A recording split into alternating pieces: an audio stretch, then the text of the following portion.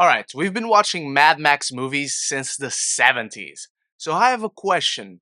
Do you need a driver's license to drive in the wasteland? This movie doesn't answer that. I need to know. But until then, my name is Ren, and this is my review of Furiosa, a Mad Max Saga. Welcome back, film family. Thank you for joining me as George Miller's post-apocalyptic franchise returns to the big screen, and it might just be his best one. Set years before she crosses paths with Max along the Fury Road, a young Furiosa is snatched from her idyllic home into the hands of a great biker horde led by the warlord Dementus. Rampaging across the wasteland, the two encounter the citadel, presided over by Immortan Joe, and as the two war tyrants wage war over dominance, the renegade Furiosa must survive many trials to find her way home. And one of the most infamous opinions I have on my channel is I do not love Mad Max Fury Road. It's a movie I've always enjoyed, but I do not consider it a masterpiece, nor one of the greatest movies of all time, nor of the 21st century. In fact, I've never loved the Mad Max franchise. It has just never connected with me as much as it connects with others, despite my love for The Road Warrior as a movie.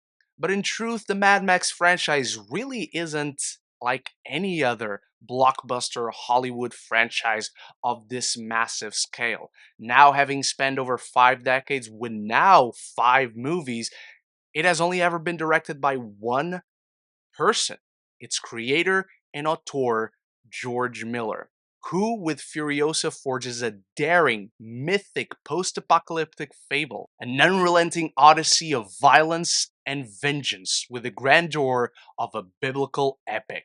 And amidst the blood-soaked sand, rusted metal, graveyard of bullet casings, and the stench of gasoline, hope is ultimately at the heart of this adrenaline-fueled rampage, injecting a quiet and intimate depth to Furiosa's story where humanity cycles and virtues fight to survive in this futile and vast wasteland dominated by cruelty and chaos. Not just a necessary, but an inspired complexity added to this revenge tale that delivers weight, meaning, and emotion to what so many others have called the action showcase of a generation. Whatever my issues with Mad Max Fury Road were, Furiosa fixes all that. Rich characterizations, inspired world building, phenomenal vistas, and action set pieces that I can actually get emotionally invested in. And it has all the quality, all the scope that you desire from a movie such as this. The movie also has many of similar issues, but we'll get to that when it's time. In what is very much a companion piece to Fury Road, George Miller, the mad bastard that he is, charges Furiosa with a compelling emotional core embodied by an instantly iconic Anya Taylor-Joy, who makes Furiosa her own, not just in the badass action set pieces where she literally, physically lives up to the name Furiosa, but in the more quiet, vulnerable moments we share with this character, moments we had never gotten the opportunity to be with her in before. And as we span across her journey, her odyssey of revenge from a young girl who is very well cast to be a young Anya Taylor-Joy, by the way, into this own story that lives and breathes in its own space without stepping on the toes of Mad Max Fury Road, nor without just copying and pasting what the film did before. It's a whole nother beast we have right here. These qualities not only improve and enrich Furiosa's equally massive story, they expand on the world and lore of Mad Max in mythological ways to a scale we've never seen before, with the craftsmanship of a true visionary. Now allowing Miller to deliver on the essential character work and the layered story depth missing in Fury Road, all through the trademark insane energy and impeccable stunt work that made George Miller a cinematic name to remember. So many of these set pieces are mind-boggling how they were accomplishing and how gorgeous they look. Not to mention the soundscape in Furiosa is astounding, beautifully engrossing us in these battles across sandstorms and roads with exploding arrows and flying soldiers shooting at each other. It is mayhem, it is madness, and I just love the aesthetic of these movies. If you're going to set a film in a post-apocalyptic wasteland where the only way to fight to survive is while racing cars, it couldn't be more heavy metal, and it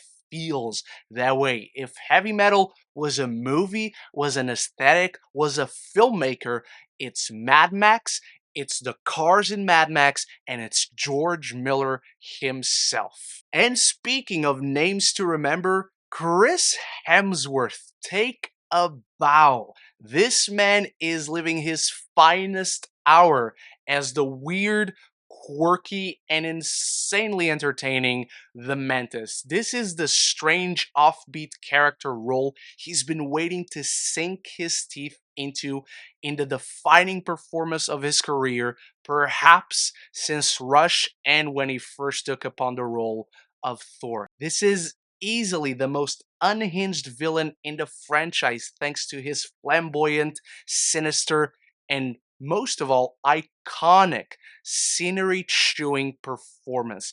It is sensational, and his work with Anya Taylor-Joy is unrivaled. It probably helps that this time the two leads don't hate each other, but they are easily the dynamic that keeps you engaged all throughout this insane odyssey of vengeance. So, what doesn't work about Furiosa for me? Like I said briefly, it holds many of the same issues I had with Fury Road. Where Fury Road had a very basic plot but no story, this is an equally basic plot, but now it has a rich story unwrapping it all around it. It also falls into some of the very generic tropes of a prequel. It is set just a little bit too close for comfort to Mad Max Fury Road, and instead of working as a bridge, it's trying to tie itself together to Fury Road a little bit too neatly. Some glaring references that don't need to be there, gratuitous moments of winking at the audience that serve no purpose in this story. And for a movie that is all about car chases and rampaging through the desert, trying to crash into other cars, kill other people, all that, it does move methodically slow. It's clear as you watch the movie, it's moving purposefully slow, but from set piece to set piece, due to its elongated length, it staggers between getting to those moments, which always satisfies, so at least it's doing something right. So, before I dive into my final thoughts on Furiosa, a Mad Max Saga, it's time for you to start the conversation about it in the comments below. What is your favorite Mad Max movie? What did you think of Fury Road? Are you excited for Furiosa? Anything and everything down there. I would usually link up to some of my previous reviews of the franchise, but I've not done it, so just enjoy my playlist of reviews so far of 2024. And if you want to talk more movies and TV with me, this is the place to be. Consider clicking that subscribe button, and you won't miss any future conversations on your favorite movies and TV. Furiosa, a Mad Max Saga, is not just career best work for Anya Taylor-Joy, Chris Hemsworth, and George Miller himself. It's visceral, gritty, and metal as fuck. A bold and ambitious sun-bathed crusade for blood with fascinating mythology, beautiful set pieces, and intriguing characters. Its flaws are evident, but so are the themes, depth, and grandeur of this biblical epic. I'm giving Furiosa, a Mad Max Saga, a B+. Thank you so much for watching, Film Family. Remember to start a conversation about Furiosa in the comments below. Rank all the Mad Max movies if you've seen them all, and what do you want to see next across George Miller's Wasteland? Anything and everything down there. Stay tuned for many more reviews coming soon, and big shout out to my channel members for always supporting the channel. Until the next one, love each other and love the movies.